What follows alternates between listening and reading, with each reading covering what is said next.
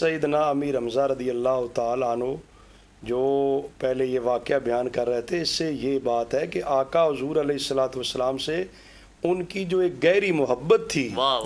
اس کا بھی اظہار ہوتا ہے کہ جو ہی پتہ چلا آپ بحر سے آئے، کمان پکڑے ہوئے تھے،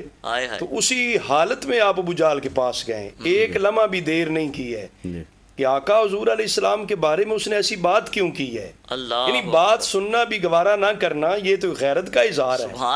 محبت کی جو غیرت ہے نا، عشق کی غیرت، یہ اس کا اظہار ہوتا ہے۔ حضرت سیدنا امیر حمزہ رضی اللہ تعالیٰ عنہ سے جب گئے تو آپ نے جاتے ہی ابو جہل کے سر پہ کمان مار دی، سر پھاڑ دیا،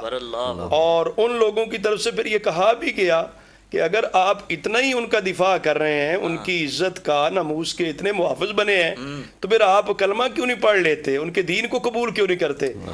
اس کا بھی جواباً انہوں نے فوری طور پہ کہا کہ میں ان کو اور ان کے دین کو سچا سمجھتا ہوں، یہ نہیں ہے کہ دیر کی، یعنی جب غیرت کا معاملہ آتا ہے نا، اس میں پھر بندہ بہت آگے چلا جاتا ہے نا، جو کام نہ جانے کئی سالوں میں کرنا ہوتا ہے وہ ایک لمحے میں کر گزرتا ہے۔ تو یہ حضرت سیدنا امیر حمزہ رضی اللہ تعالیٰ نموس رسالت کی جو حفاظت اور آقا حضور علیہ السلام کی عزت و عظمت کا دفاع کیا، اس بنیاد پہ پہلے محافظ نموس رسالت قرار پائے نا۔